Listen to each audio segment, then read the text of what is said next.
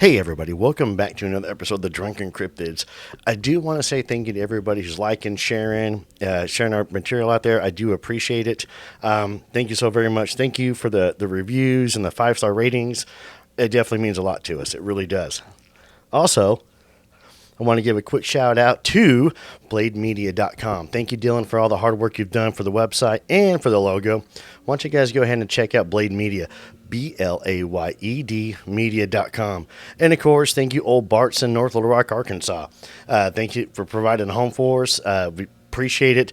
Excellent food, excellent service, you guys. Listen, Old Bart's is probably one of the best kept secrets in North Little Rock in the central Arkansas area. It's right up the street from Dickie Stevens. So if you're going to check out the Traveler game, before you go, pop in, have an appetizer pre-game. You'll have a good time. Plus, they have free parking for the Travelers games. But for the free parking, why don't you pop in to have something? That way, a little thank you to them. I appreciate it. Events coming up. We are going to be doing the Ohio Bigfoot Jamboree 2 in Ada, Ohio this year. Looking forward to seeing all my friends up there. You guys, I'm going to be speaking in the family tent. I can't wait. I'm going to be there. Nevermore House is going to be there. Miss Monsters and Mullets is going to be there. Chumming with the Spirits is going to be there. There's going to be a whole lot of different podcasters, paranormal investigators, Bigfoot researchers. It's going to be an absolute party. Go to cryptidsofthecorn.com. That's where the tickets are at. So if you're going to be in the area in October, yeah, jump out there, check it out. At the end of October, I am going to be at the Arkansas Paranormal Expo in Little Rock. Last year was at the Military Museum. This year it's next door. So check the links. We'll be posting everything on Facebook as well and all of our social medias and, all that good stuff. However, if you've had an encounter and you want to come on the show, email me, drunkencryptids@gmail.com. Shoot me a message on any of the socials that we have. We're on Rumble now. We have a Buy Me a Coffee as well. So if you want to help support the show, buy me a coffee. You do a one-time donation. Any little bit helps you guys. So and I do greatly appreciate it all. And of course, we do have the Patreon out there as well. So whatever tier works for you, that's where we do some unpublished content. Also, Patreon members will get a chance to go on some investigations with us and such. So yeah, definitely. So check those out. I definitely appreciate it. The links are going to be posted in all the show notes. But let's get into tonight. So we've already interviewed Lisa before. Her and her husband, Ray, have come on the show about talking about the Sasquatch activity that they're having on their property. As a matter of fact, we've actually been up to their property 2 times now to do some investigations, and we got some pretty compelling evidence while we were there. There's a lot of activity happening on the property, but tonight's going to be a little bit differently. I got to put a disclaimer out there. So if you do have kids listening in, you might want to listen to it before you let the kids listen to it. We do talk a little bit about a child encounter, which may not be so much family friendly. So I need to put that in there right now. But Lisa's coming on, and she talks about a lifetime of paranormal, everything from seeing ghostly apparitions to demonic entities to battling these entities, working with an exorcist, jumping in to help and support exorcisms. We go into some pretty dark encounters and information. It's a very interesting life that Lisa's had dealing with the paranormal. So do me a favor, sit back, relax. It's showtime.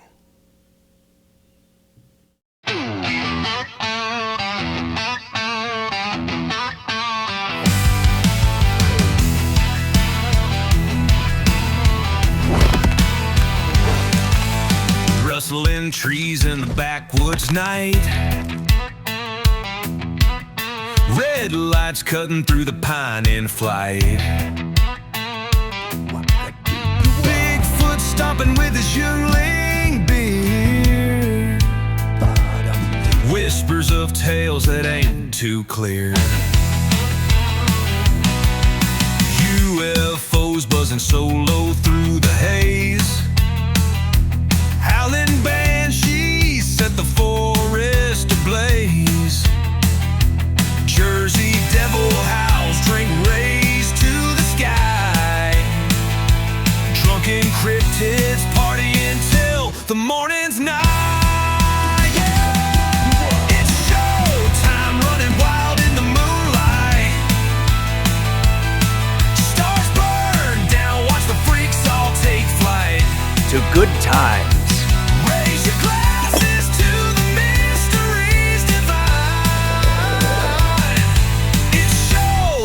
let the cryptids realign. Before we get into anything else, so we'll recap everybody. If you haven't already listened, Miss Lisa and her wonderful husband, right? They've already been on the show, and they talked about they were having some Sasquatch encounters on their property. So me and Jacob went up for a Saturday, and we spent the day with you guys. And you guys are so, oh my gosh, it was so nice to hang out with you guys. And we got a chance to meet Bartley, and we got a chance to meet Tiff and his wife Kim. Am I right? Yeah, Kim. Okay, Yep. good. Okay, Miss Kim, I'm sorry if I messed that up. And it was so much fun, and we had some stuff happen to us while we were there, up there on the property. Remember, I got growled at, which we've now pretty much surmised that was a bobcat, and then but the huffing noises that we had over there by the deer feeder, that was different. Yeah, that is not a bobcat. No, that was definitely not a bobcat. And I've gone through a bunch of animal noises and such since then to try and figure out what it could have been, and I cannot find anything that it could be. But It's a big. it's a Bigfoot. Then after that, we Yeah. had the Chumming with the Spirits crew come down from Kansas City and come out and film. Oh, they were a great bunch of guys. They really were. Yes, I love the crew at Chumming with the Spirits. I mean, they are. It's there's so many podcasts out there, and everybody seems to be so competitive, and it's so nice when you get a chance to other podcasters, bigger, smaller, whatever, and they're just super friendly, and they're wanting the same. They want to get to the bottom of everything as well. Yeah. It's not about the views or the likes. It's about That's what I loved about you guys and them. They just want to find the evidence. They just want to find proof. Yeah, that's what we're looking for. And we are still going through footage. And unfortunately, I think I've debunked a few things already on my end. I know that my team is digging into it. I know that Chris and Tommy are. And I know that Chumming is as well. So, do you know how many hours of footage that we have? And it's wrong. No, I agree completely. So, and there's a lot of stuff. But of course, I already told you that we're going to pop up and hang out with you guys for a day coming up here in a couple of months. Once my schedule slows down just a little bit. Well, you're always welcome. Well, I appreciate that. But we're not here to talk about cryptids tonight. You got something special for me. Yeah, I guess. Yeah, I guess. Yeah, you started this on your Guess first. I did, didn't I? You did, yes, and we talked about a little bit about it up there at your property, and I told you I didn't want to know too much to save it, and so here we are for Lisa's part 2. Well, I guess my paranormal started about when I was 4 or 5 years old. I thought I had 3 friends, and their names were very strange. It was Smyrna, Schmear, and Budget, and I just thought they were regular kids. Oh. Yeah, Smyrna, Schmeara, and Budget. I don't know where they were from, but I remember, I was about 4 or 5 years old, and we'd play every day. I mean, I thought they were real kids. I mean, they were my best friends. Every day we'd play in the room and laugh and giggle. There was nobody there, so they must be my imaginary friends. So 4 or 5 is like, okay, but I can see them and they're here. And she's like, no, there's nobody here. It's your figment of your imagination. But imaginary friends don't scare your mother because she can hear multiple people in the room giggling. Imaginary friends don't sit in a rocking chair that looks empty and rock the rocking one present. So my mother figured out from there that they weren't imaginary friends, they were ghosts. As a kid, I didn't understand what ghosts were. I mean, they were just my friends and we were just having fun. But I guess I just outgrew it, and then things in life get busy, and Myrna was 9. Schmeara was, I'm sure I must have hit their age that I was growing older, and we had nothing in common. And I remember my first mean ghost when I was young, and that was still when I was with 3 sisters, was a gentleman. He was just a nasty ghost. He was, so foul smelling. He was in dirt and vomit.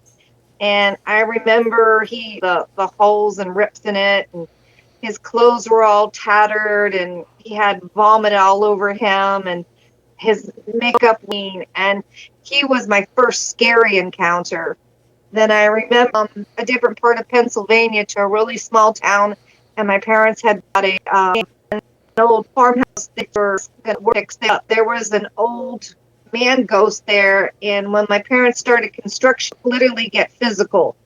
I remember we had banging, and he wanted it to stop, and he thought that you're going to go stop it. You're going to be 7, 8, 9. It was somewhere in that range. It's like, how am I going to stop this? I'm just a child. And I remember I was right at the entrance of the cubbyhole, and the cubbyhole, and he had dragged me so hard that a huge splinter got lodged in my leg. And I remember my mom had to take me to the emergency room, and they had to cut it out. And it took about, 4 or 6 stitches in that knee. And then a little while later, they were still doing the construction, and I had a brand new bike, and I was going down a hill. And I can't prove it, but I know it was him. As I was going down the hill on this brand new bicycle, I swear he was in front of me, and he was grabbing the handlebars, and I lost control of the bike, and I crashed. When I woke up, my arm was broken, and my knee was just completely, just obliterated. And, so that took surgery and all that kind of stuff. But that's when I realized that these entities, if you'd like to call them that, some are capable, some have that strength to do things to actually harm people, and others don't have the strength. They build up their strength to appear. So I was learning as I was growing that, wow, there's not just good spirits, there's bad spirits. And I went through years and years and years of dealing with the good spirits and the bad spirits. And being that I couldn't tell anyone or talk to anyone because it was forbidden by my mother, I never had anyone that could help me. I never knew what to do. Eventually, I grew up, moved away, and was married. And I'd have bruises and scratches all the time from my encounters. And like I said, I didn't know how to control them. I didn't know what to do. And one of our neighbors was a priest, and I just adored him. He was the sweetest person in the world. Well, he thought I was being abused by my husband at the time. And I had to explain to him that it wasn't my husband, it was ghosts. And, I thought he thought I was, a fool or something, or that I'd have that I had a mental illness. I wasn't sure because I never spoke to anyone out loud about it.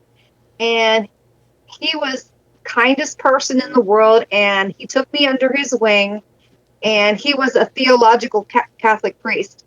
And he occasionally helped by taking and doing exorcisms. And he started teaching me about exorcisms, what he did, and showed me the ropes. And I spent 2 years learning about it.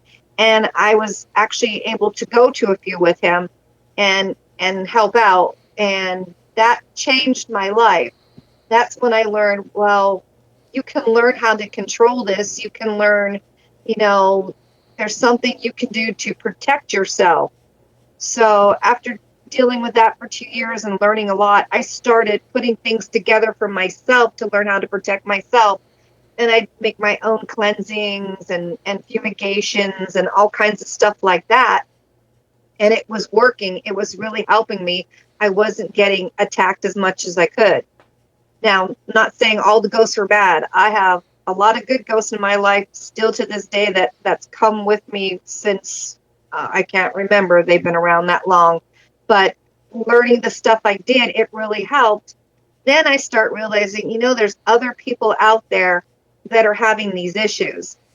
Now, this was, oh my gosh, in the 80s. So talking about ghosts and that kind of stuff, you didn't do. It wasn't like it is now where it's cool and it's acceptable and, wow, you do that. It wasn't back then. It was very taboo and you didn't talk about it. You just didn't do it. So by word of mouth, go ahead. Well, I was going to say the 80s were the satanic panic. Yeah. And, which is, why it was taboo. is for there we went through this huge as a country, 70s and 80s, called the Satanic Panic. If you look at a lot of the B movies, a lot of movies that came out, uh, I mean, it involves Satanism, Yes. full of Satanism during the late 70s and early 80s through the 80s. So, yeah, I understand completely. I have a ton of questions, but please continue. Yeah. Okay. So I started. It started by word of mouth. The priest got some clients for me, and I started helping them very on the down low, very hush hush. And even then, the people that I helped, we signed, NDAs and stuff like that because they were embarrassed and they didn't want other people to find out. Because back then, people would say, "Well, ghost, you must have a mental illness. You have an issue, you're crazy, your family's crazy," and the ridicule and everything would happen. So it was very quiet. But through there, we started just word of mouth kept getting out, and I did it all the way through till the 2000s. But it got to the point where there were just too many people to help that I just couldn't get to everyone because I wasn't charging anything. I was just doing out of the kindness of my heart. That, I figured if God gives you a gift, you have to do something in return. Because I was able to hear the ghosts, sometimes see the ghosts, always can sense where they're at, always. So I always knew I just knew if they were there or not. I knew if someone was telling the truth because half the time the ghost would answer me when I'd ask a question where I could hear them or I could see them. And when I'd walk into a place, it's just like the place I went in just starts speaking and saying everything that was going on in there. I remember one case, it was just in the 2000s, not that long ago. I mean, right before I retired. And my husband was working for this company, the one he's still working for now. And one of his officers was having an issue. And my husband sat down and was like, "Well, what's wrong?" And he explained to him, "Look, you're going to think I'm crazy, but, my wife and I and our kid, we moved into her grandmother's house and there's a ghost there and it's starting to cause harm." And my husband goes, "Oh, don't worry about it. My wife can help you." And it's like, That my sounds like husband him. comes home. Yeah, he's really good at offering my services, trust me. And he comes home and say, "Look, I got a guy I work with, and he's really having a ghost problem." It's like, okay, say no more, and literally say no more. I don't want to know anything. You got a ghost problem, and they're getting hurt. That's all I need to know. So we went to the house, and I remember walking up, and as soon as I walked in the door, the house and the ghost start talking, and the ghost kept saying, "Tell her she's pregnant. Will you please tell her she's pregnant?" And it just wouldn't stop. And it's like, and I never met these people before in my life, never met them. And we sit down and we start talking. And I say, "So are you pregnant?" And she gives me this really weird look and she doesn't say anything. It's like, okay, I'm going to let it go for a minute. And then the ghost kept persisting. "Now, you've got to tell her she's pregnant. You've got to tell her she's having a baby." And I asked her again, "I hate to ask you this, but are you pregnant?" And she got all teary-eyed and she's like, "No, I can't have kids anymore." She goes, "I had my daughter and it went really bad and all kinds of things happened. And the doctor said, it'll never happen again. You can never have a baby. You'll never be able to get pregnant. It's never going to happen." She goes, "Oh, we tried for years and they were right. We can never get pregnant." I said, "Well, you're pregnant." I said, "The lady in the house says you're pregnant." So we went about and I took care of the problem there. I found 4 human remains that were cremated throughout the house. Not a good idea to have in a house. Really bad idea to have 4 different human remains in a house, especially when you have 2 ghosts that don't like each other. That's going to cause chaos even in death. So I had taken care of that issue and got rid of the problem. They even did a paranormal witness about it. Left out the good stuff, by the way. And I get a call from her 2 weeks later letting me know that she's pregnant. It's like, "I told you you were pregnant. The ghost said you were pregnant." Since then, I think she's gone on to have 2 other children. But people don't understand. Sometimes ghosts aren't bad. Sometimes they actually have good messages, and they actually want to relay something important to their family. It's not always that they're evil or bad. And sometimes it's where the person's bad and it's not the ghost. I know that sounds strange, but it's very true. I had one case. I went from California on a Greyhound bus all the way to Florida because this guy said his wife or girlfriend was being attacked so horribly. So, and Okay, hold on. Before we get to that one, I need to go back to that last one real quick. Sure. Okay, so you said there was 4 human remains in the house? Yes. Yes. Were they, did the family bring those remains with him? Okay, the first 2 I found in the house, they had no clue were there, but that's where the evil ghost was. So I went right to it, and I pointed to their wall, and they looked at me like I was crazy. He said, they're right behind there, right behind this door. They're in here. And they go, it's a closet. I said, no, they're right behind the door. They're right there. And they had just moved in, so everything in the house was still in the house. So they hadn't even really gone through it. So he opened it up, and he started going through it, and he found 2 boxes of the human remains of the grandmother's sister and the sister's husband. So that was a couple, and that the female in those boxes was the evil spirit that was causing all the bad problems. And it's like, well, that's got to go. Number one, that's your problem. And when I do, I go through the entire house room by room. And I remember walking into their bedroom, and it's like, oh my God, not again. You have more remains in here. You have more in here. And they're like, oh yeah, we know about those ones. And I pointed exactly right there, and I pointed the exact spot in the wall. He went into the closet. He pulled it out. That was the remains of the grandmother and her husband. Now, they knew about those 2 remains, but they had no clue about the other 2 remains. So what's the procedure if you do find remains like that? Do you get law enforcement? No, because they were cremated legally. The family did it, but somehow, maybe the grandmother that used to live there before she passed away was giving her sister and brother-in-law's ashes and probably just stored them away. So, I told them with the evil female spirit, they needed to remove her immediately, take her somewhere that would make her happy and free her.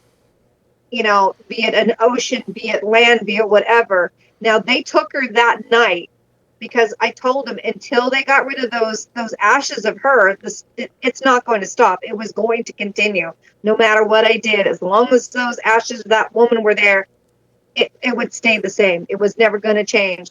So they said, okay, we'll take her in a few days, but they end up doing it that night. They took her to a casino because I guess she liked to gamble, and they spread her remains all over the casino.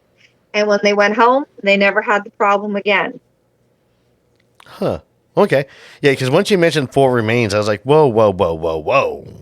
Because I'm thinking a crime scene, or, there's a body now. We got to get hold of law enforcement.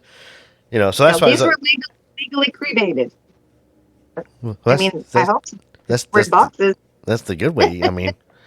The being cremated, I guess. But okay, sorry, I hate to interrupt you on that one though. But I was like, whoa, I gotta ask this. Okay, so you got on a bus and you were going to Florida to help a guy out whose girlfriend was allegedly being attacked. Yeah, she claimed. Well, he told me a little bit because I'm not going to go from California on my own dime to Florida without just a little bit of information. And he claimed he was afraid she was going to be killed by this entity, and that she claimed she was being raped by this entity. It's like, okay, so I went with another friend of mine who was in the paranormal field, and we went out there, and it was the complete opposite. It wasn't what it appeared to be at all. Yes, there was a ghost in the house, but the thing was, the ghost is the one that needed the help. It wasn't the lady. The lady was making up the stuff about the ghost attacking her and raping her and all this kind of stuff. She was like, when they had an alarm in the house, so when her boyfriend would come home, when he opened the door, she could hear the alarm go off. So she'd go run in a room, lay on the floor, and act like she had just been attacked. And then other times she would call him on the phone and she would act like she was being raped by the ghost on the phone for him to hear. And the whole time, this ghost is like, I'm not doing this. I'm being accused of things I didn't do. This isn't fair to me. I mean, just like a living person, I guess ghosts have those feelings too. And they want acknowledgement. Hey, I didn't do this. This is wrong. So we had to prove the fact that the ghost wasn't the issue. It was the human being the issue. That was a reverse for me that I think I've only had to deal with once in my life, and it was extremely strange, to say the least. But those cases were my easier cases, much easier than some. A lot of them were demonic, and those were rough, very rough, and could get very physical.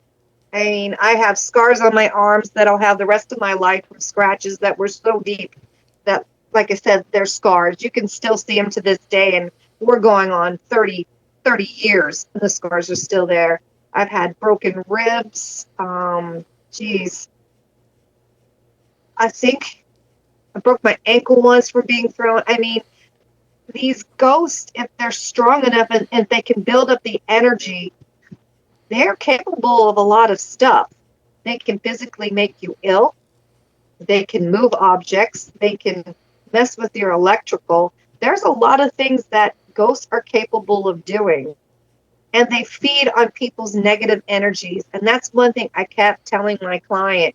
The more negative energy you have, they like to feed on it. That gives them their strength.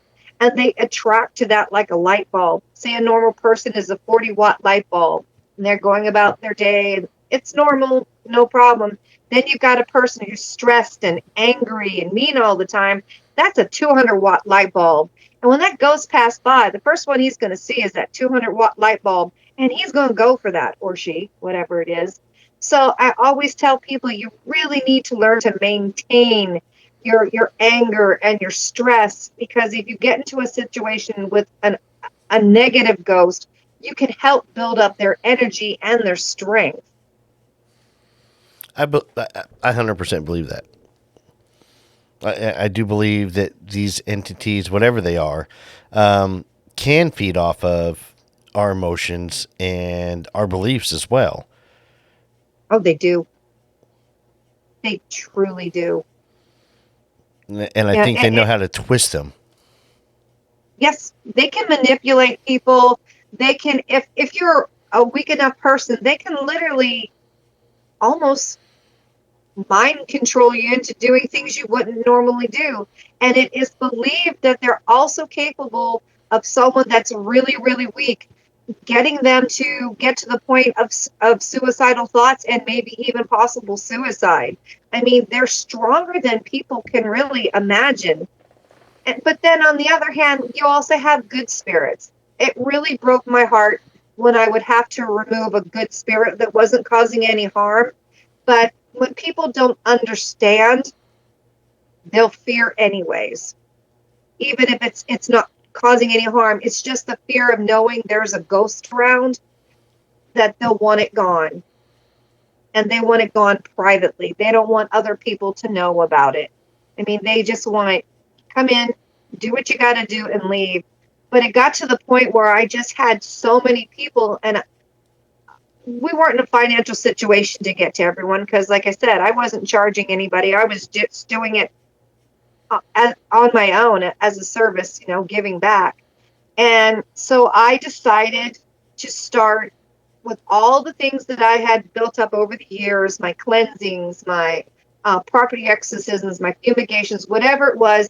I made it where I could give it to a client via email or send it in the mail or whatever, and they could do it themselves. It was step by step, everything they had to do. And any client that would call in, I'd set up a program like, okay, first you need to confront spirits.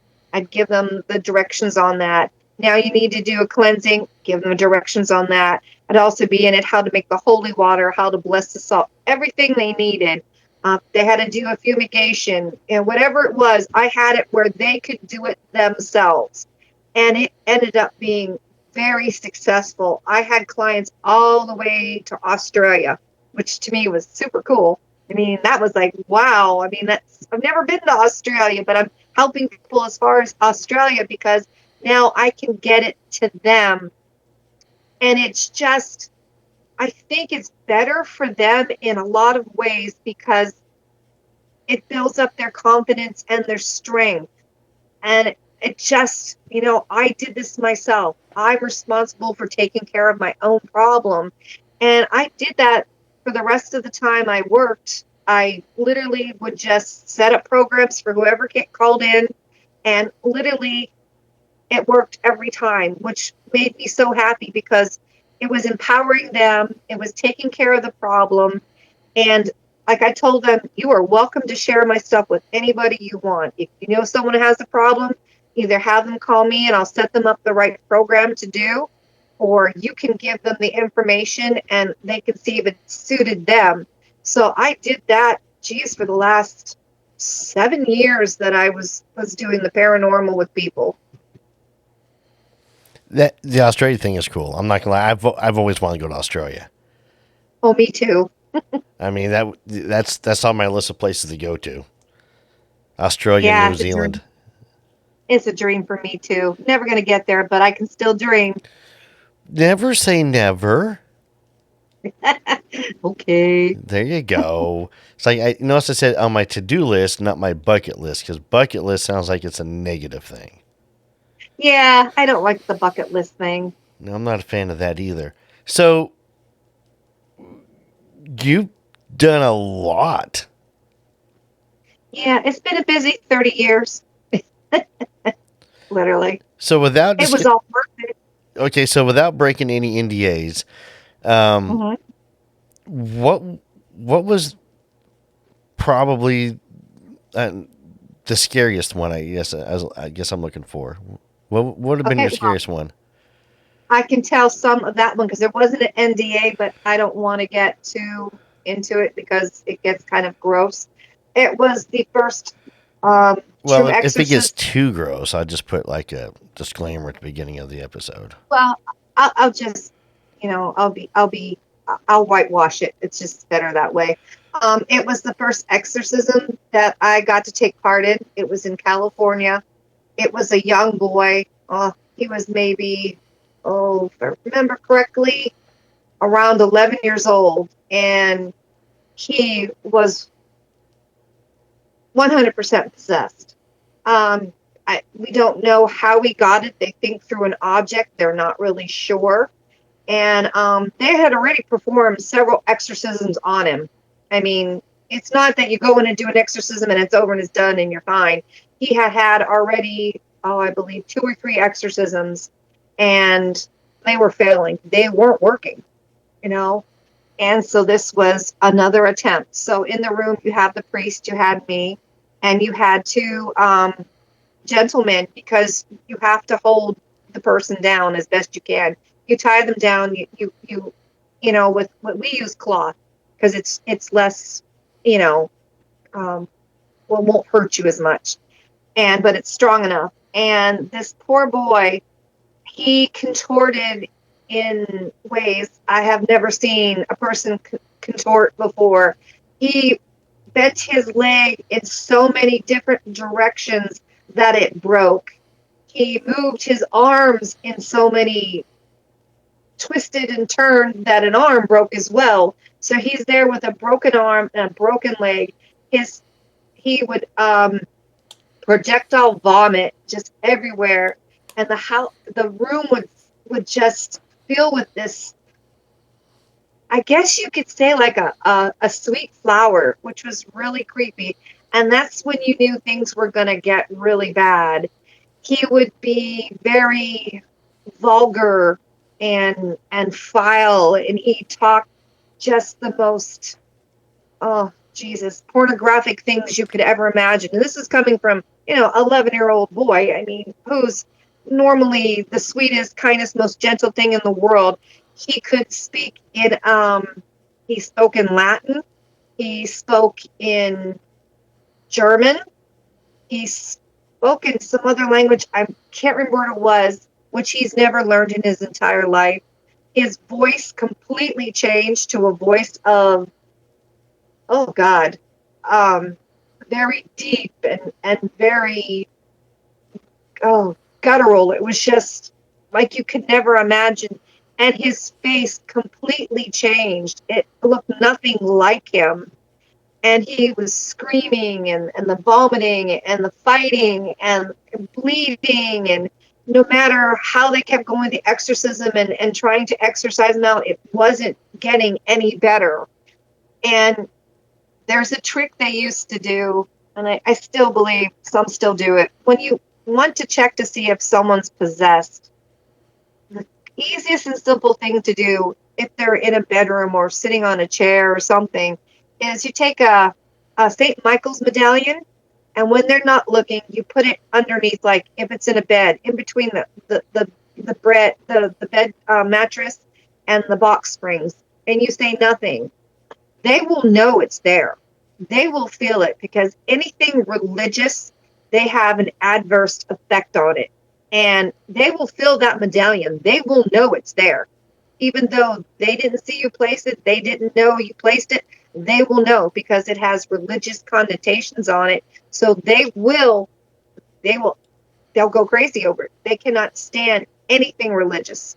I mean, and you have to be careful. You cannot have anything in the room, because anything in the room can become a weapon, literally. And they have hurt the priest before. And you also have to be careful that it doesn't, what's the word? I can't remember the word, when it jumps from one person to another. There's a word for it. I just can't remember where it is. Oh, You have to be. I know you're. But Yeah, you know, I know. Yeah, I know what you're talking about, though. yeah. But you also have to be very careful that it doesn't Transmit. jump from. Yeah, exactly. And that's a big concern the entire time. You've got all this praying going on and all this holy water, and the holy water was burning this boy. He was literally, when the holy water would touch him, his skin would turn just like it was burnt. It was just like bright red and burnt, and it even would start to peel and bleed. I mean, it was. I mean, there was more to it, but I really don't want to do that on this podcast. But it was the most horrific thing I've ever seen, and especially because it was a child. It was just, it's something I'll never forget. I just can't forget it. I still see his face. I still see how the way his arms and legs moved to break. And then I remember he just passed out because his body was so exhausted. I don't know whatever happened with him. I know they attempted a couple more exorcisms, but I don't think they ever were able to exorcise what was in him. I don't know what eventually happened with him, which is truly, truly sad. So nothing at all. You don't know what happened to the kid? No, I do not. I have no clue. I know they attempted 2 more, and they were unsuccessful, and I do not know what happened after that. I was not privy to that information. I think he was moved somewhere else, but I don't know for sure. I would just be speculating. I have my theories, but that's about it. What are your theories? I think he was taken by the Catholic Church. That's a good theory. But like I said, that's just 100% speculation. There's a lot to unpack with this. Yeah. Wow, It's been interesting. Well, let me ask you some questions then, real quick. Okay, so, we've seen the movies, right? A lot of people, I'm sure, seen all the movies. Why is it that when a possession does happen, why do you think that they contort the bodies and such? they're trying to break that person. They really are. Their goal is to eventually destroy that person because that gives them satisfaction. If they can show whomever's doing that exorcism that they have the control and they can control this body and they can do whatever they want with it, it's like a power trip for them. I really truly swear. And the more they can do to this poor soul, whomever it is, male, female, child, adult, whatever, the more damage they can do, the more power they feel. I really think it's all about destruction and control. Okay. Now, because was one thing that's always kind of bothered me, well, not bothered me, but I guess I've questioned when it comes to possession is it always seems like they want everybody to know that they've possessed. I mean, don't you think you'd want to be quiet about it? You know, No, like, they want the attention. They want the attention. I mean, in my opinion, from the ones that I've seen, it starts off slowly and it takes time. I mean, it's not like this boy was possessed overnight. He started showing signs and then having weird behavior, and it progressed. So it gradually, I guess you could say, grew within him, but it took time to envelop to what it really came out to be. But that's when this demonic creature decided, okay, this is my time, and it's their way of laughing at God as well, because I do believe it has to do with heaven and hell. I mean, that is my opinion, and I know other people don't believe in God and stuff like that, but I think there's a heaven and I think there's a hell. There's good and there's evil. I mean, there's this balance, and sometimes that balance gets out of whack, and when it's demonic, they like to make their presence known because they get great enjoyment out of destruction. The more they can destroy, the more powerful they feel. And if that means it's a human being, so be it. okay. All right. Now, so did you guys ever find out what led to this kid being possessed? Well, I mean, did he play with a Ouija board? Did he watch a movie? Did he play a heavy metal record backwards? I'm just throwing some of the typical stuff out there. So, I mean, what would cause a person to be possessed, especially a kid?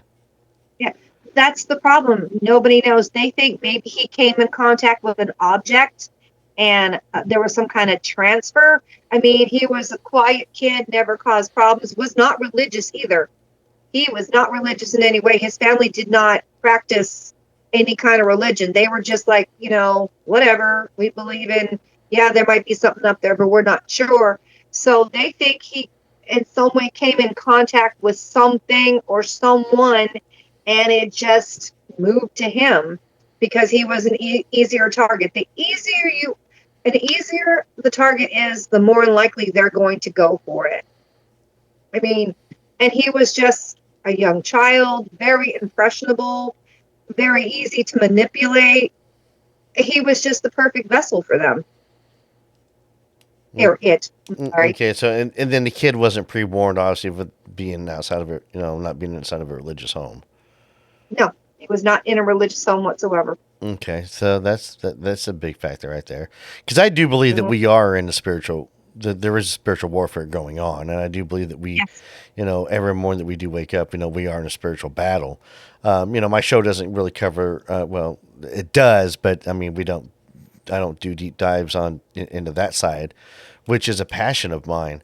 But like the whole demon possession and exorcism stuff is always pretty much fascinating me, because of the questions I've always wondered, why would they want to possess, like, some poor kid in a third world country or somebody in a third world country? Wouldn't they want to, like, possess the president? You know what I mean?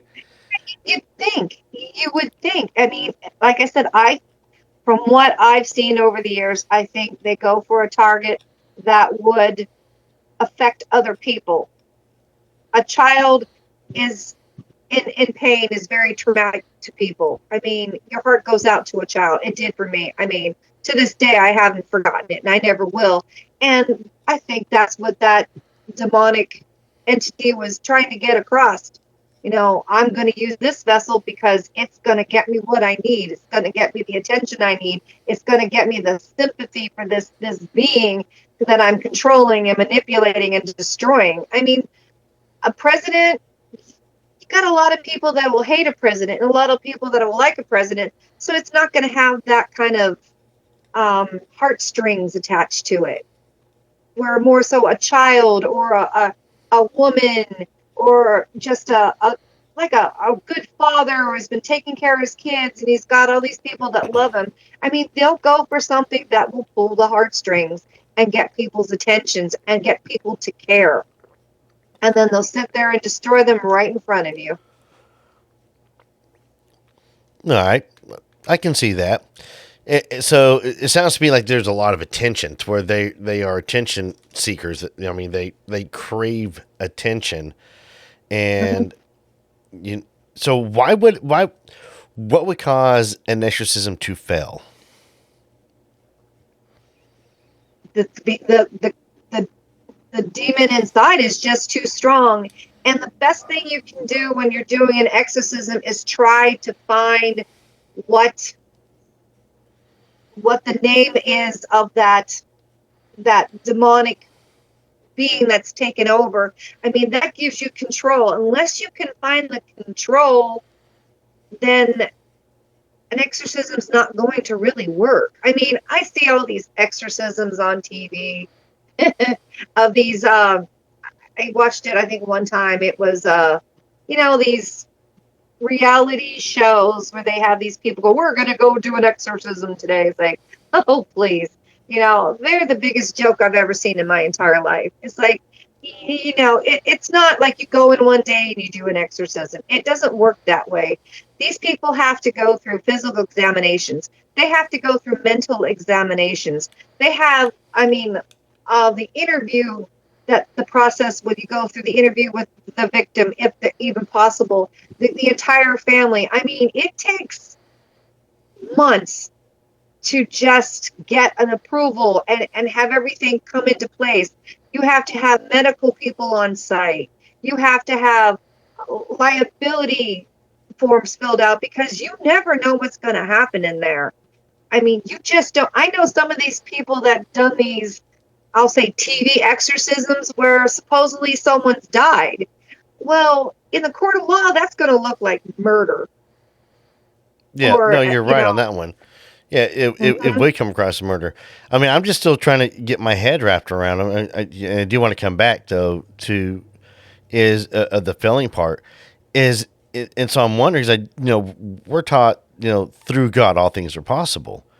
And, if an exorcist is, being, so I guess I just come out and say, so maybe the faith falters or something, or the belief falters or whatever, and that's what could cause it to fail. Because I have a hard time believing that a demon's gonna be stronger than the Word of God. Yeah, it's. I mean, yeah, and I'm not trying to attack anybody for saying your faith falters or your belief falters, because we're human. And so that's what I mean. So I'm just trying to be honest. I mean, because that's what I'm thinking is, if an exorcism fails and this person is, thoroughly trained up, and this is what this is how we're going to battle it, and we're, God is there, the holy water, everything that we're using is all right there. Why would it fail? Yeah, because nothing's greater than God. Yeah, I felt the same way. I mean, I thought when an exorcism was done, it was one time, that was it, and it was over. That's the way, when I walked into my first, and then they were saying, no, we've already been through two. I mean, they say sometimes it can take years and continuous exorcism over and over and over again, but you also have to give that person a chance. You can't go one day and do it and then come in the next day. You have to give that person a chance to heal some, so they get up the strength to fight it, because you don't want them to die during an exorcism. No. Because these people, they're weak, they're starving, they've been through so much. Well, in those pauses of the exorcism, though, for those people who weren't baptized or anything, wouldn't it be like start teaching them the Word of God? You know what I mean? They're not cooperative. They're I mean, you still have people, going in every day and reading the Bible. You have their family reading the Bible and certain scriptures and such to them every day. But the people themselves, they'll have nothing to do with it. I mean, from what I saw, now I've only been to so many of those, so I can only go on what I've seen. Not, I don't know every exorcism out there that's been done. I mean, I know when the Catholic Church does it, they keep it as hush hush as they can because it's not something they want out there. But I was never, what do you say? I can't think of the word when I was never acknowledged by the Catholic Church or invited by the Catholic Church. I was invited by the priest. Okay. So part of this, exorcism stuff, do you think that maybe the person who's been possessed, I mean, obviously they should have a will to fight as well. And Yes. do you think that maybe sometimes in these failures is because the fact that the person who's been possessed no longer has the will to help continue the fight? I think that could be part of it. Like I said, this exorcism with this boy, I'm sure it was ongoing, and I'm sure it probably continued till it had some kind of conclusion. Hopefully, a good conclusion, but it's not like they would ever give up. I don't believe they would ever give up on anyone. I think they would continue and continue with their exorcisms and their scripture and everything they could to take care of this issue. It's just, it was probably so strong, it was going to take a long time to do. It wasn't just going to be, hey, we're in, we're out, we're done. It not always, is that best case scenario. I mean, like I said, I don't know how it ended, but I know it continued from there. And I'm sure I can't see them ever giving up ever. No, I would hope they wouldn't give up. I'm just asking questions because it's just, kind of how my brain works. So we're, trying to come to a conclusion, a theory, a strong one maybe. And, that's why I was asking, maybe the person who has been possessed is, especially if they haven't been fully educated, or I guess education is the wrong term to use, but brought into scripture and knowing the word and knowing that there is a God and this thing is maybe, while the battle's going on and, internally and externally with the exorcist, and to where this demon being is absolutely just destroying this person's whole, mentality per se. Yeah, And their just body, beating them down. mind, it's destroying their body, mind, and soul, literally all at one time. And come on, it's a 10, 11-year-old kid. What kind of fight does that child have? Yeah, I know. lived It's just they're also so innocent too. That's the thing, and that's why I look at it with Exactly. kids. And I have a hard time with the kid stuff because I have a hard time believing in a God that's going to allow a kid to be, you know what I mean. But then again, too, Yeah, though, I mean, God does have a plan, and there's something yeah. to it. But we got to have faith and belief in Him that He's going to, um, yeah, just yeah. I got tongue tied on that one too, but it just It's a difficult subject. It's a very deep subject. I mean, there's so much to it. There's so much more to it. I mean, we're only touching the little surface of it. There's just so much into it. I mean, it would take months to have a discussion on it. Months. no, I'm with you, and we probably end up coming up with the same answers over and over and over again. Yeah. To be honest with you, I mean, it's when it comes to spiritual warfare, I mean, I do what I can to take precautions before I go onto a haunted location.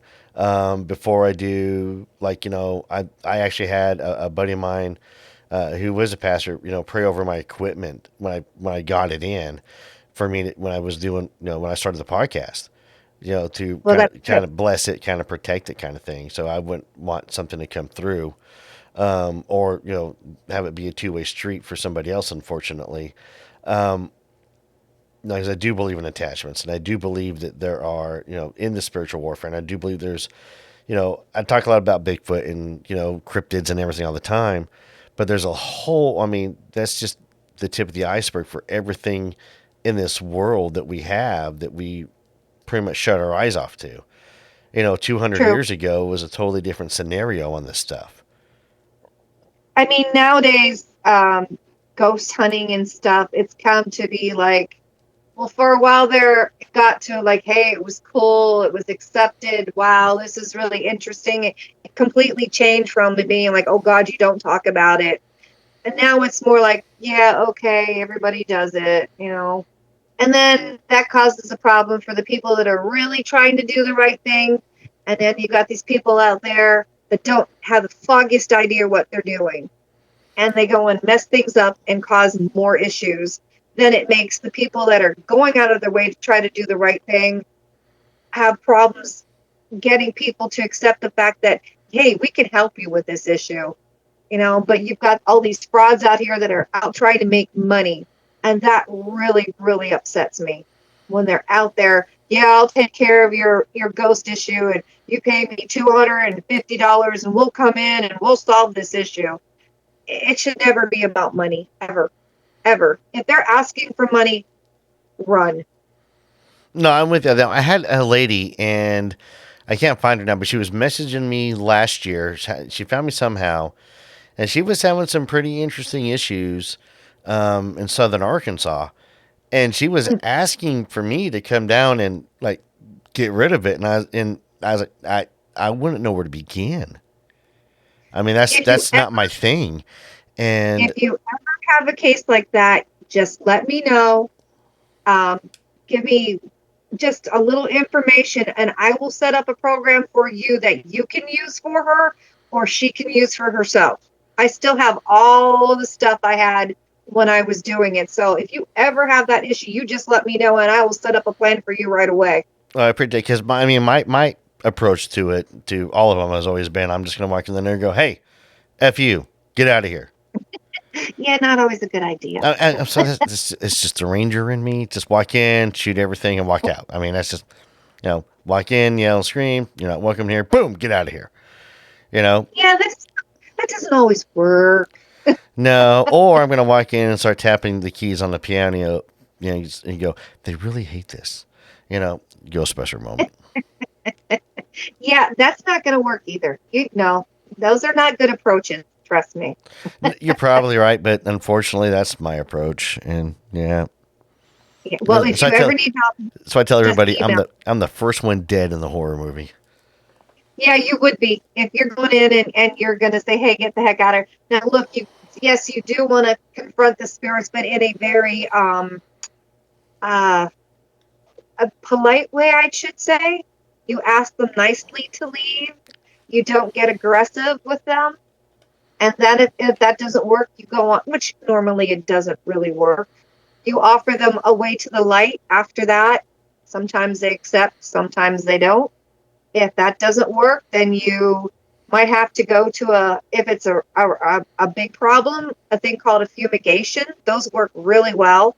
It's where you, like when the churches uses those things with the incense, the ones that they can swing around. Yeah. Yeah. You get those and you fill them with a certain kind of, we have it where you put a little charcoal thing and you light it. And I have ones called Holy Land. It's like frankincense and myrrh, and you go throughout the house and you smoke that thing out. I mean, you smoke it out like there's a fire inside. So you have to make sure all the fire fire alarms are turned off, and you do a certain prayer and you go through that house and you fumigate that entire house. And 9 times out of 10, a ghost or just a regular evil ghost will leave. And then after that, you would cleanse it and do a property exorcism, then a cleansing. I mean, there's steps you do. It's not just one thing and you're done. It's like step by step by step by step. But it's also per case. Every case is different of the things you have to do. One thing will need like 5 different things. One thing will only need 2. I mean, it's all just depends on the case. Okay, so now most of your hauntings are not demonic, correct? No.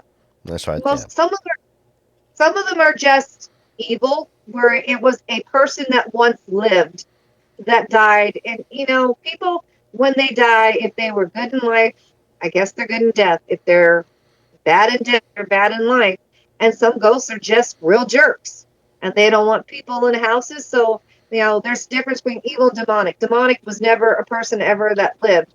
An evil is was from a person that was once alive at one time. So I did a lot of evil, and just sadly sometimes when it was a regular spirit, I'd kind of take them home. You're not supposed to do that. Yeah, my husband didn't like that very much, but I don't mind. Yeah, but You know, they need to go to the light. not always, They need to move not all, on. not all want to. I have ghosts that I've had with me for years. I've got Cedric, I've got Franklin, and Cedric I've had since, oh my gosh, I was a young child. And I always offer to both of them if they ever want to go to the light. And right now they choose not to. And you can't force them. They have to want to go. And they're like family to me. I know them more than I know living people, if that makes any sense. I know it sounds very strange. I'm more comfortable with ghosts than I am with humans. That doesn't sound strange at all. It's just, huh. So were Cedric and them hanging out when we were up there? Well, Franklin is in the workshop because he's with his sign, and Cedric is usually in the house somewhere. Cedric is very he's English. He's very pompous, very arrogant, and he doesn't like the things like we were doing, so he wouldn't hang around for something like that because that's beneath him. I will say is that the few times I did go into the house when we were up there, it did feel weird. And because when you start talking about inside the house, I was remembering the first time I stepped in, I was going, oh, okay. So, all right, that might make sense then. Okay. Huh. We've got Carly. She likes to hang out in the bathroom. She likes to unbutton gentlemen's shirts, and she's done that before, which is not a really good thing. I've had in the past a young gentleman run out of my bathroom because he was looking in the mirror, and all of a sudden his shirt was being unbuttoned. Carly's a little bit of a flirt. We've got a few. My husband, it was hard on him at first to adjust to it, and we still have that at the middle of the night, we're sleeping, and then all of a sudden you hear it's like a Victrola sounding music playing where, the record would be going around and around, and you hear the record and the scratching. And we also, sometimes, I guess it's Cedric, he likes old baseball games that used to be, I guess, on the radio, and you could hear it. And the thing is, it's a baseball game. You can hear the people cheering. You can hear the announcer speaking, but you can't make out the words. But you still hear it. I don't know if that makes any sense to you. Yeah, it does. I mean, I had somebody talk about how they had they could hear like a party going on in their house. Glassware, stuff like that, chinks and stuff, and people talking, but they could not make out what they were hearing. Yeah. And the thing is, even my husband can hear that, which is, I think, over the years, I mean, when we first started out, he was not happy when I finally told him. I told him about it, and I think at first he didn't take me seriously, and I think that kind of pissed off some of the ghosts. So, the first place we lived together, we had some silly little glass fishes that they're just little print fishes that we had on top of the TV. And I guess that one day they were just kind of fed up. So one of the ghosts decided to just make them fly right off the TV. And that's when Ray started like, okay, dang, well, okay. And then things progressed from there. And I remember taking him to one of the property exorcisms I did. And when I do a property exorcism, I go from room to room to room to exorcise the ghost out. And I told my husband, never jump ahead of me. Stay behind me or stay in the room I'm in. Never jump ahead of me. Oh, yeah. No problem. Whatever. Well, I'm doing my thing in the room, and I turn my back, and dear sweet husband goes into the next room where I haven't gone to, and I hear this, oh, it's like, oh, geez, what did he do? He comes back. He was in the room where he shouldn't have been, and he looked at the wall, and a head jumped out at him. It's like, what do you expect? I'm chasing it from one room to the next room till I can finally get it out of the house. It said, it's like I wasn't joking when I was saying I was literally, getting a ghost out of the house, and I'm chasing it literally around the house till I can finally get it out. That was his first experience seeing, the ghost pop out at him. And then it progressed from there. Yeah, he didn't like it at first. He was not real happy with me. He's gotten better, though. He really has. He's more accepting of it. And now he can sense it sometimes, too, which is nice. Like, I love to go to antique stores. Love, love, love. Because I can always tell if there's a ghost in there. And sometimes if I can find something that's has an attachment in it and I can afford it, I'll buy it. But a lot of times when I don't know if you can, I don't know how attuned you are into ghosts. Sometimes a lot of people that are in tune with ghosts, if you're in an area, you'll feel pressure in your head, or you get a little dizzy, or you'll get a headache. And that's giving you the warning that, hey, there's a ghost around here. It's present. It's right in your general area. And even Ray's gotten to the point where he gets a headache, and it's like, yeah, well, that's because there's a ghost here, dear. So I don't know if it's because he's been around me so long that he's gotten a little sensitive to it, but I kind of like the fact that now he gets that a little bit of something with it. Yeah, I don't get headaches. I don't know. It's a weird feeling. It's just it's kind of hard to explain. Do they ever make you breathe heavy? Not that I recall. I see the one, like the last shadow person I saw was just a sense of panic because it startled me. Mm-hmm. But no, it's just kind of a weird, like, it's a surreal. It's almost like it's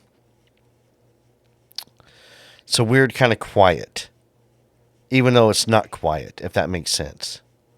Yeah. See, for me, it's Like when I'm more comfortable.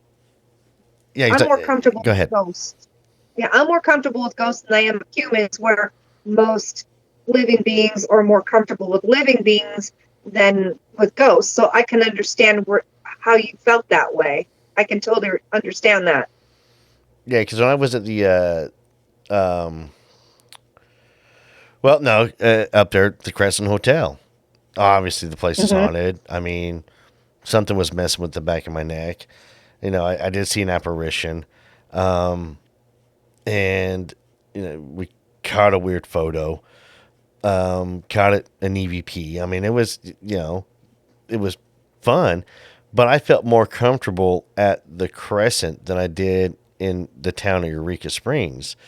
But then, same thing. I got touched at the Birdcage Theater in Tombstone, and when we went in there, me and my everybody, it's set up. It's the only real original building from that time frame.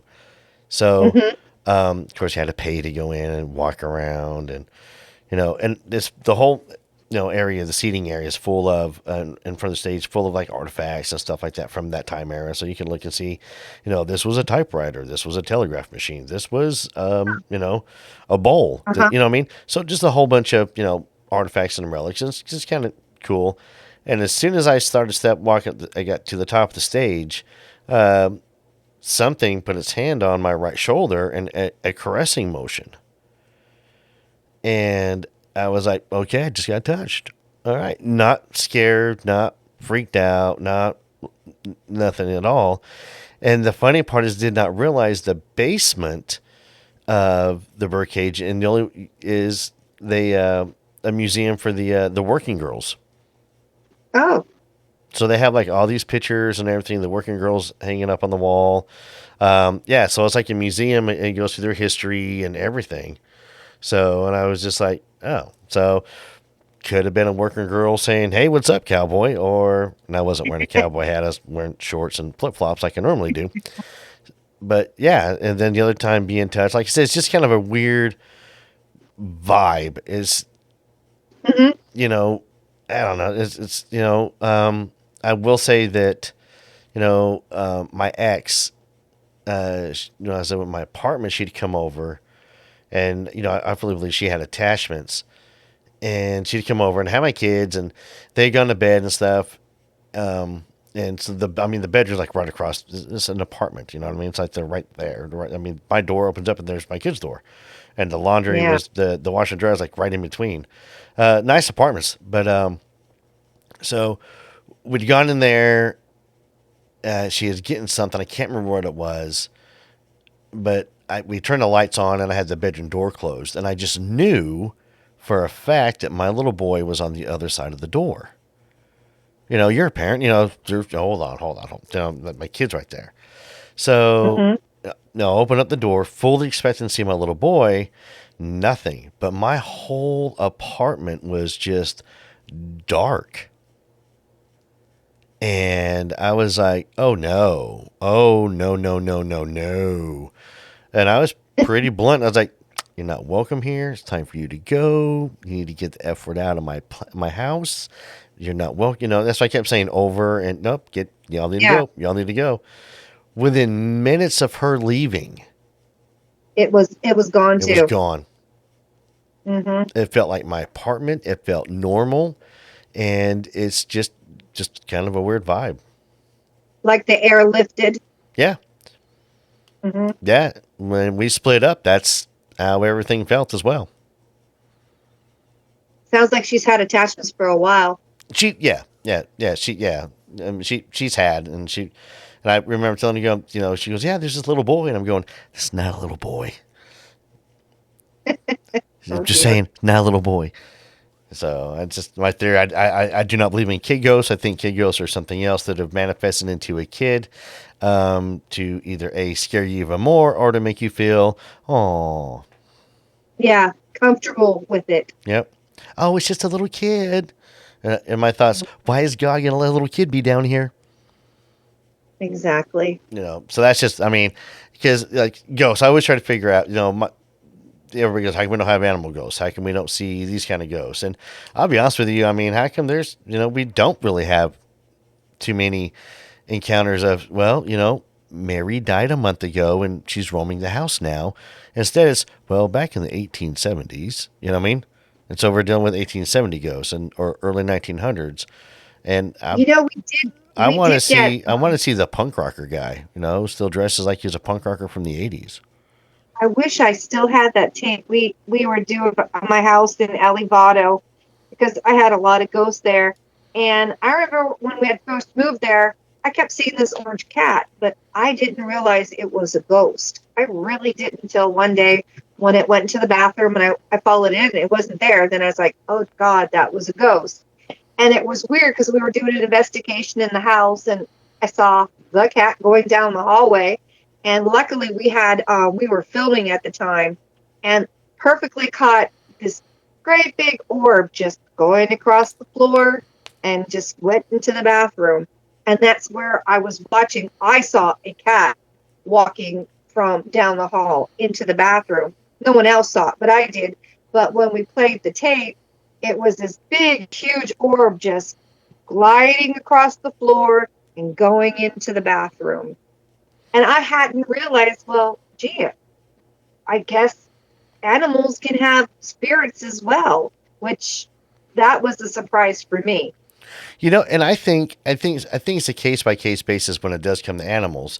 I did interview a lady, and she did tell me to where when her dog passed away, and I want to say it was that night, it manifested itself there to her. You know what I mean? And she was able to almost like pet it one more time before it moved on. And I think the love maybe that we share with our pets, and there's I think that right there, maybe that is what, that emotion could be the driving force for some of these, animal spirits. It's like he was saying, "I'm okay," and saying goodbye. Yeah. That's very sweet. And like, That's very how many times do you hear about, somebody passes away and the dog won't leave the grave?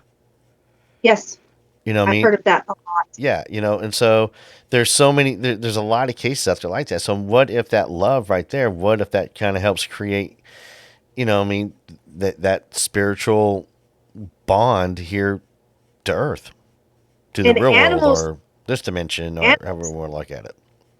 animals sense ghosts as well and can see them, and they will react to them. They will stare at them. They will bark at them. They are a good indicator when there's a ghost present. A very good indicator. Oh yeah, oh yeah. Had a cat at Fort Carson. He kept jumping the same spot at the wall. Hmm. Yep. They know. They know.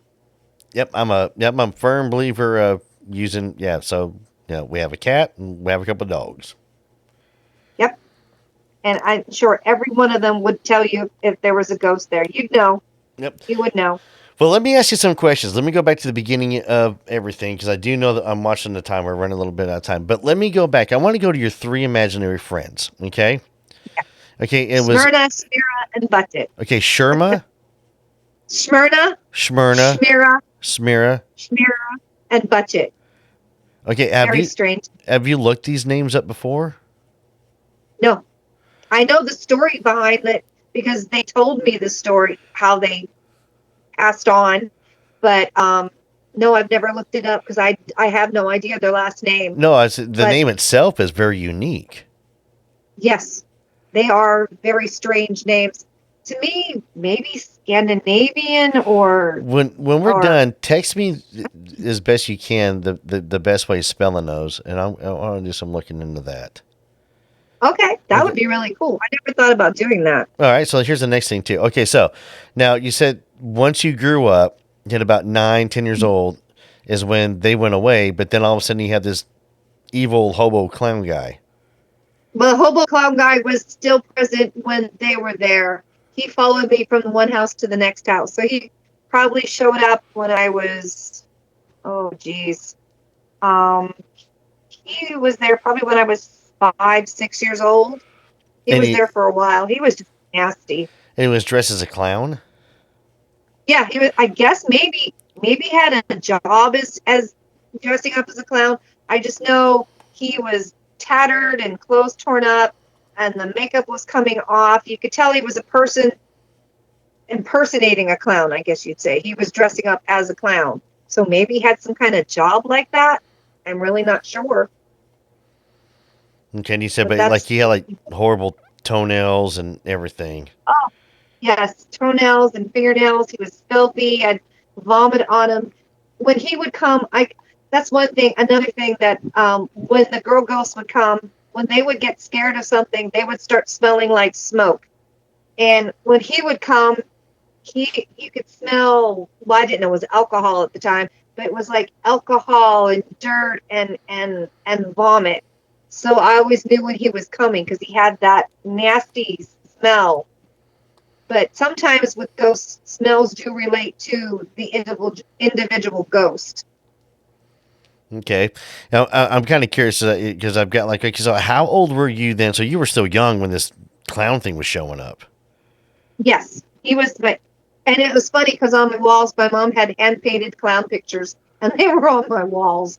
I was like, oh, great. But you know what? I never got afraid of ghosts, or of clowns, which really surprises me because you'd figure, that young and a clown issue, I've never got the fear of clowns, which still surprises me to this day.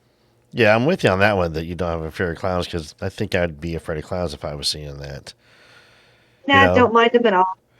No, they don't bother me. I mean, I don't have a clown phobia, but a lot of people do.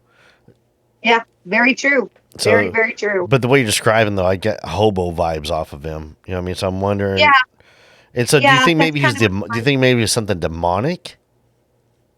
I don't know because I was so young. I don't know. Well, looking back on it, I mean, with your memories of it, I mean, your experience, I mean, because I have demonic written down with a question mark here.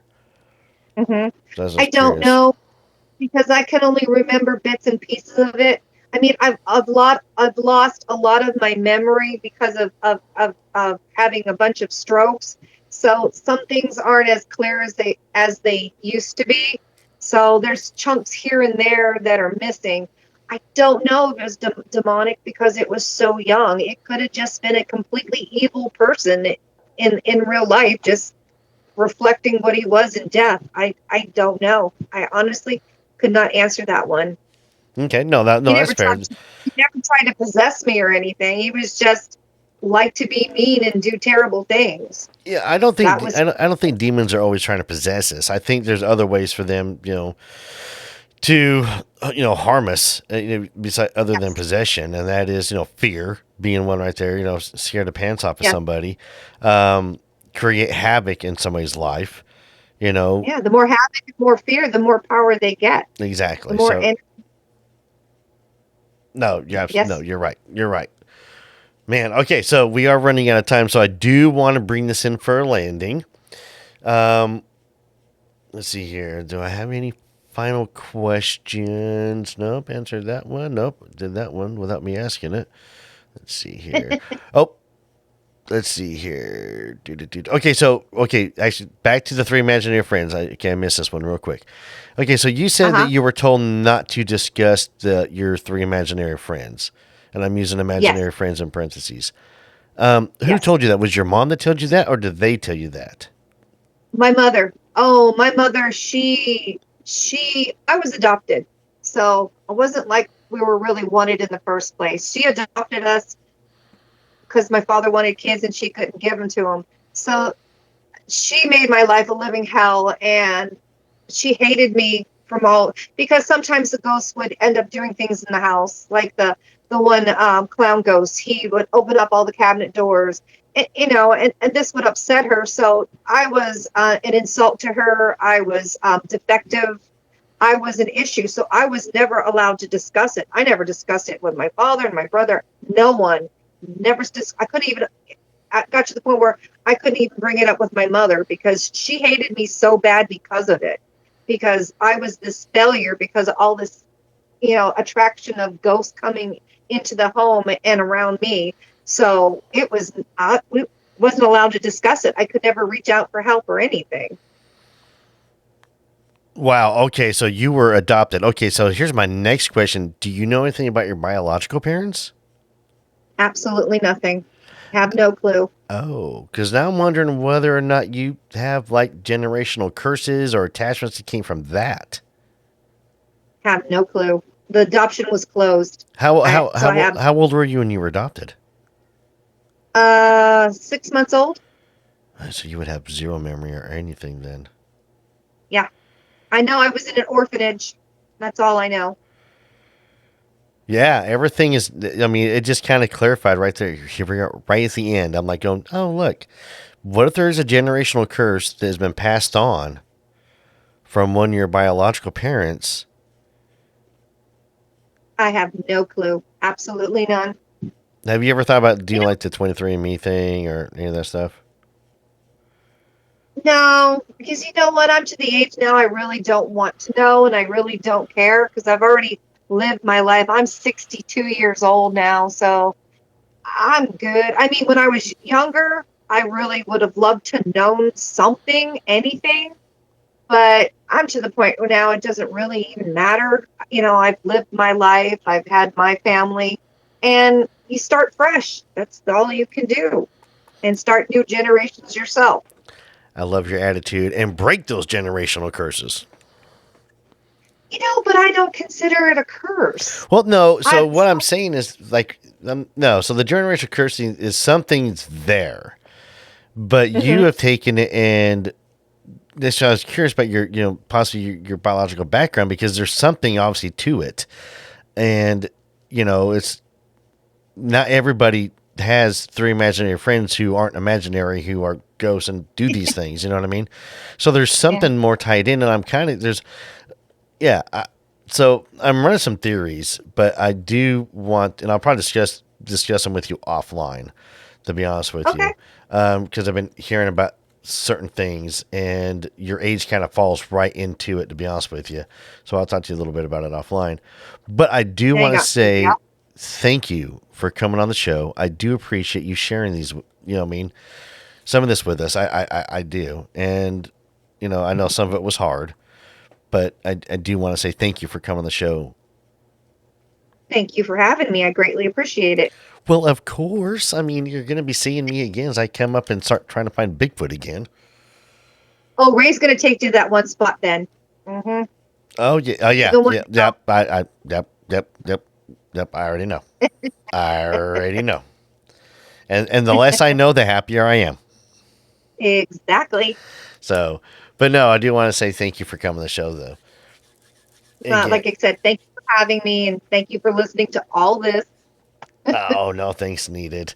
No thanks needed at all. All right, well, everybody, that wraps up another great episode of the Drunken Cryptids. I do want to say thank you guys very much for liking, sharing, and subscribing out there. And remember, if you've had an encounter and you want to come on the show and talk about it, email me, drunkencryptids@gmail.com. You can also find me on all your social media platforms. Shoot us a message. One of us will get back with you as soon as we can. So until next time, y'all keep on squatching.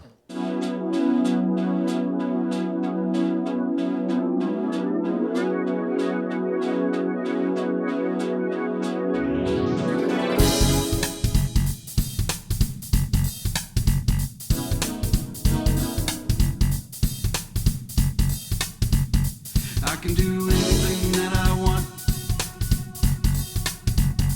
I can do anything that I want now.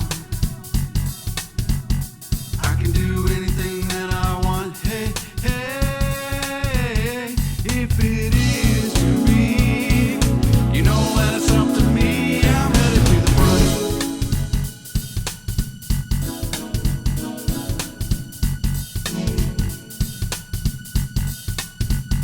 I can be anything that I want. I can be anything.